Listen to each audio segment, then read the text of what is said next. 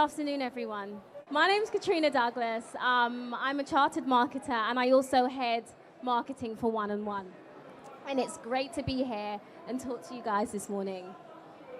So just before I start, if you do want to tweet us on Twitter, join us on Facebook, and join the conversations, we've got some hashtags there for you. And do follow us on social media and let us know what you think. So first, I want to tell you about who One and One are. We were established in 1988, so almost 26 years ago. We are a leading web hosting provider. We have over 13 million customers worldwide. We manage 19 million domains.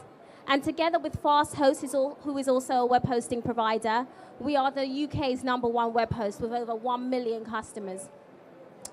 In terms of our employees, we have almost 7,000, and most of those are in the product development and product management arenas. So, now to get into the topic of conversation this morning. So, the question is, it's not a matter of if you should be online, it's a matter of what web presence is right for you and how you should get online. So just in case you need a little bit of convincing, I wanted to talk to you about a few reasons that is the case. And the first one is it makes business easier. You know, it's processes that used to take forever before are now simplified online. It's opened up a wealth of opportunities for micro businesses, corporate businesses, and it really has made the world local and more accessible to the likes of you and I. So it's the center of the new economy. In terms of new businesses and startups, it's all happening online. And it's created, you know, a multi-billion-dollar industry that never existed before. The thing is, you are already online, whether you realize it or not. Google yourself, Google perhaps your business, and you'll see that you already have an online footprint. So you should most definitely own it because it's already on there. So claim it and say what you want to say and ensure that it represents you and your brand and your business. So it improves customer support. It allows businesses to support customers in a way that was very difficult in times past, from 24/7 support to things like live chat. It's really heightened expectations in terms of customer service and ensure that we can meet higher levels of customer service. It's most definitely reduced costs. In times past, you needed a bricks and mortar presence. Now that's no longer the case. Online is most definitely the place to be. And again, you have access to global opportunities. So, some more stats for you. There are 1.2 billion potential customers online globally. And the UK is the most active e-commerce market in Europe, which may be a surprise to you. However, we have a problem. Now, some of you may have seen a 404 error when you search for websites that don't exist. And that's what's happening when people often search for your business, search for you, search for products that perhaps are just ideas at the moment. They are not finding these websites because they do not exist. And the reasons is that 29% of SMEs and charities believe that being online is not relevant to them. Only 50% have a website, and most are basic. 1/3 of businesses are without basic online skills. And 75% don't invest any money in improving digital skills. So, as I mentioned in the previous slide, there's 1.2 billion potential customers online. So, you know, the fact that a lot of small businesses aren't online really is a problem. And to be honest, there's no longer any reason for your business not to be online. It's incredibly easy for you to be online. And today I'm going to talk to you about the options available. The question is, how? So what are the options? So social media pages, which are, of course, free to set up. From Facebook pages to Google to Twitter. You know, even if you have zero budget, it's possible for you to get online with these pages. A website builder. And what that is a do-it-yourself website, so you can effectively set up your website yourself. A lot of these are very professional, very easy to set up, and you can be online in minutes. You can set up e-shops. If your primary purpose is retail, then e-shops are most definitely for you. And again, they are website builders. You can be online in a matter of minutes. And even if you have a bespoke requirement, there's hosting packages available. So whether you choose to do it yourself, whether you choose to pay a web developer to do it for you, you can have a hosting package at a very affordable price. So there are a ton of options. And so a lot of the barriers that people think do exist don't actually exist anymore. So first, we're going to talk about social media. And the question is social media suitable for you? You know, Google has over 1 billion people that are already online. There's over 50 million Facebook pages that businesses are using at the moment. So you might think it's a given that you most definitely should have a social media page. But it's not always the case, because like in everything, you have to count the cost. You know, do you have the time to manage that social media presence? Because if you don't, perhaps it's not the right thing for you. And even if it is, you got to think about which ones you want to be on. So what social media sites?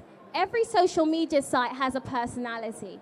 So Twitter is quite fast-paced. You know, it's for knowledge sharing, knowledge generating.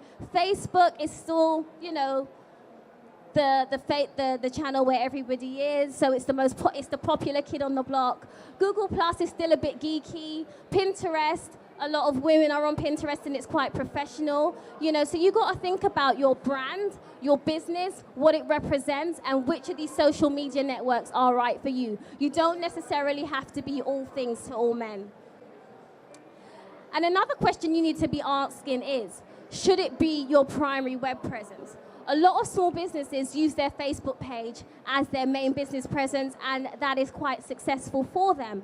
However, I would say the vast majority have it as a secondary presence that does just support your main website. So perhaps your website is your main site. You could say brochureware, where you interact with your customers, but then your social media page is more where you socialize, where you engage. And so it is great as a secondary web presence.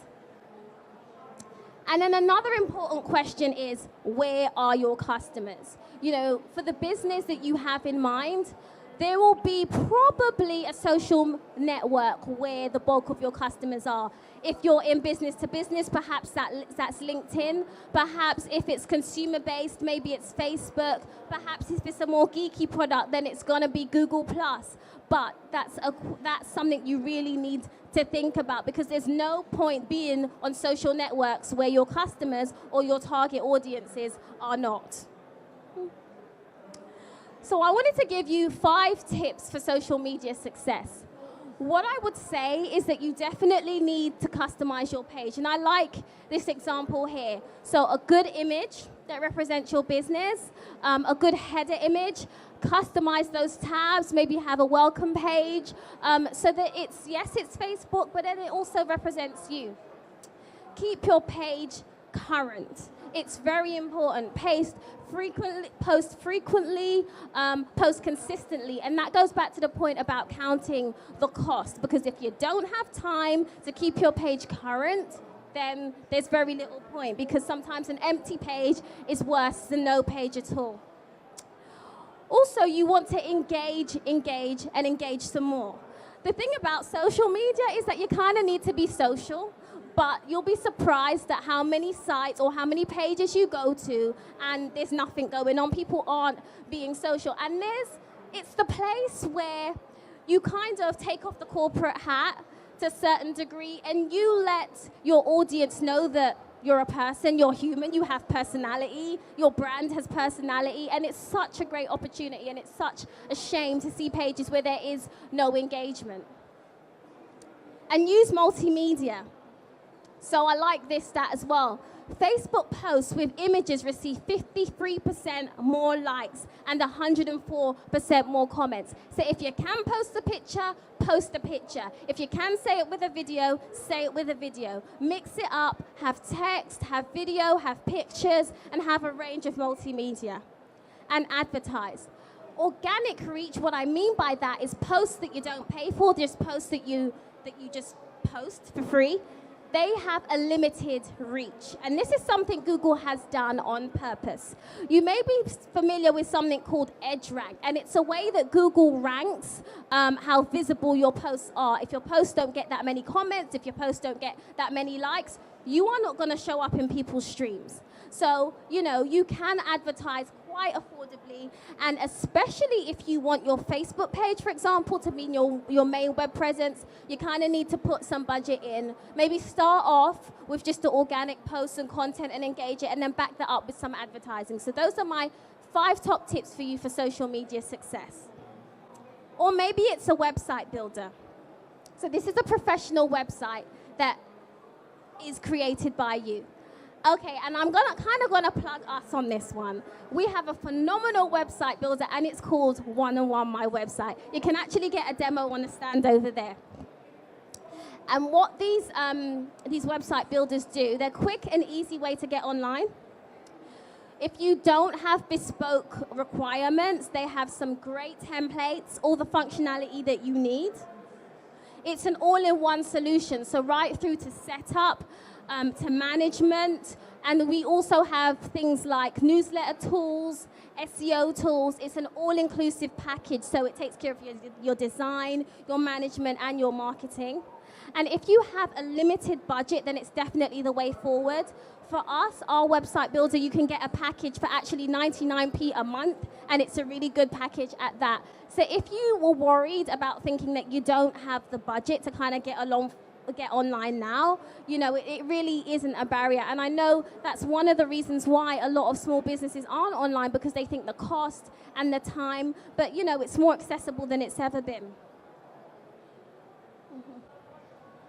So the benefits of the DIY approach. So you can see in this image here, it's all drag and drop. So quick creation. We have thousands of images that you can just literally pull, drag and drop. It's industry specific. We have over 120 business sectors. So what that means is that the content is already there. Text that is relevant to your industry is already there. Apps that are relevant to your industry are already there. So, if you want to get something up, because a lot of times, also my husband is a web developer, and I know that a lot of the delay sometimes in getting a website online is because clients are unable to get all the text to him. But this takes that whole issue out of the equation, because it's all there for you and you can use it as a template. And it has advanced functionality. So every functionality that you could possibly think of, from social media to newsletters to e-commerce apps, is already there, and you literally drag and drop them, no coding required. If your number one goal is retail, then you absolutely need an e-shop. So it's the similar model to the do-it-yourself website. So it's all there for you. You can set it up in a matter of minutes. Quick and easy to sell online. Do-it-yourself e-commerce platform. Historically, an e-commerce site was a lot more expensive and a lot more complicated to set up. So this is a great alternative. Again, it's an all-in-one e-commerce solution like the One-on-One My Website product I spoke to you about. It has everything included, from payment to distribution, social media marketing is all included.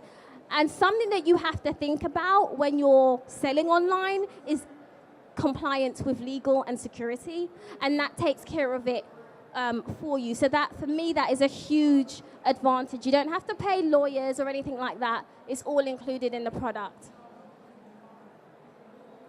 So this is an example of one of our e-shops. The design is really nice. We have great design, so you don't have to worry about the design. Again, it allows you to sell at third-party marketplaces. If you do not already have a brand, it's always good to sell on sites like eBay and Amazon, because they already have the trust, they already have the brand credibility, and people just trust them. So the product allows you to sell on third-party marketplaces as well as having your own e-shop. You can attract customers well, because that's, that's crucial. At the end of the day, there's no point having a website and no one knows it's there. So the marketing tools are built in for you. And then finally, web hosting. So web hosting is essentially space on the internet. So if you have a bespoke requirement, then hosting might be the best thing for you. In times past, it was the realm of developers, and for a large part it still is, but what we've done with our hosting packages is made it easy for the likes of you and I to still use hosting packages with software included, click and build apps, and so on. So as I mentioned, if you have a completely unique website, hosting might be the best way forward. If you have very bespoke requirements and a templated solution isn't for you, then again, hosting might be the way forward. If you have database management requirements, so what I mean by that is if you want the content of your website to change based on the user, for example, you want to log in so that the options that you present to customers are relevant to their needs, relevant to the data that you hold on them, then you're probably going to need a hosting package. If you just don't want to do it yourself, you would prefer to pay someone to do it for you, again, hosting's going to be the way forward for you. And if you have a flexible budget, if you go for a hosting package, even though our hosting packages are very, very, very affordable, another plug for you, we have it for 99p for the first year at the moment. So the hosting itself is going to be very affordable, but if you're going to employ someone to build a complicated database-driven website, that's going to add up. That's going to be expensive. So if you have a flexible budget and you don't want to do it yourself, you want to hire a developer, that's going to cost you more. But again, you can do it all on a budget. You could still have hosting and then build it yourself. So one-on-one web hosting, we have all the apps included for you, all the software, blogs, everything included. And again, we have all the marketing support you could possibly need.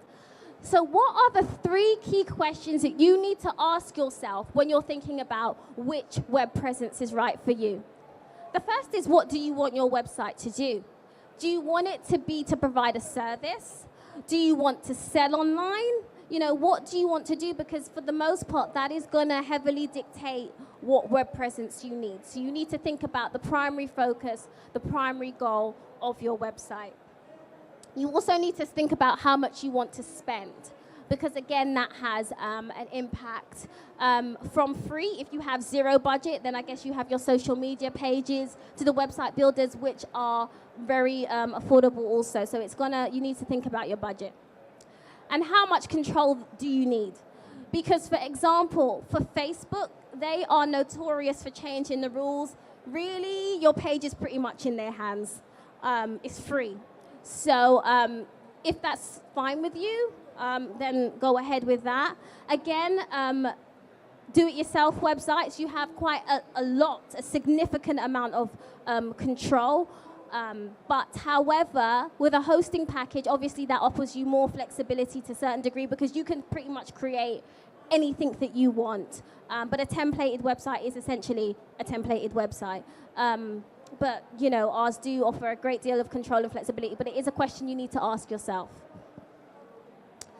So I've got a matrix here, and the few things that you need to think about is flexibility, ease, and budget. So I've plotted the various options here for you. So if you want a social media page, I would say 0 budget, low flexibility, because you can't change much. Then if you want to do it yourself website builder, it's very easy to use. It's just only marginally more expensive than, say, a free site. It's not that expensive at all to manage, and it gives you a lot more flexibility than just a standard social media page. Then we have an e-commerce site. Obviously, an e-commerce site is an e-commerce site, so you can't then say you want to change it to a service site because you're selling. It's built around e-commerce and selling. And then lastly, I would say, I guess, the most expensive option overall, but the one that gives you most flexibility, is obviously hosting. So that graphic there just gives you an idea of some of the things you should be thinking about and how you can decide on which web presence is right for you. So the thing about the solutions that we're offering is that they're not just platforms. It's about the tools as well, because you got to make your website work for you. There's tons of websites online that get 0 traffic because nobody knows they're there, and they're really not working for their businesses. So we've got things like newsletters. We've got things like the apps for you, so you can have whatever functionality that you need. We have things like third-party marketplaces that you can benefit from, third-party sites.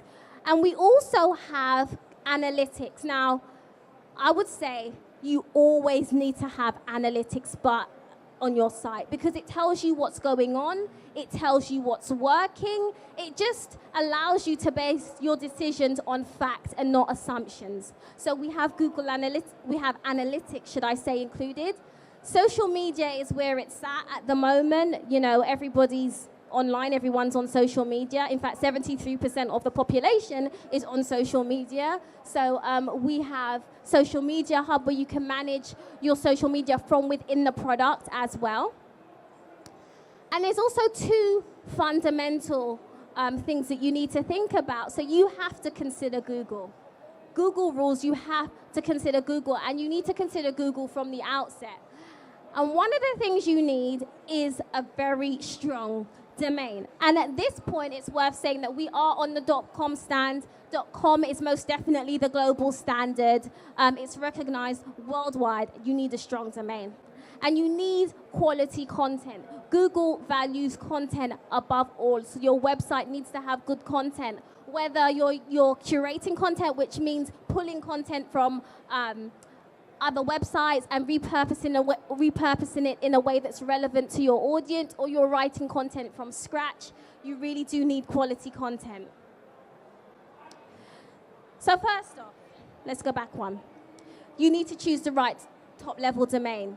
So, you know, .com is the global standard, as I mentioned to you. So you need to be choosing the right domain, and you need to choose a domain name that is relevant to your business. You don't want to make it too long.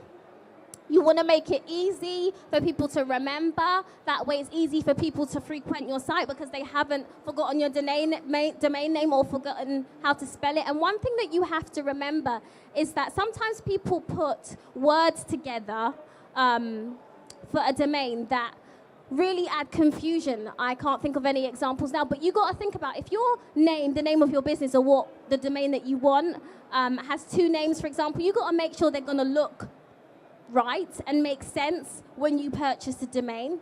So it's things like that that you need to consider. And you need to register with a reputable web host like One-on-One. Like as you saw at the beginning, we are the biggest web host in the UK, in the world, in fact. You know, we have, security is a huge, very important to us. So we've been around for a long time, 26 years, so we most definitely do know what we're doing. So you need to choose a reputable web host. And I would say you need to build a portfolio of domains.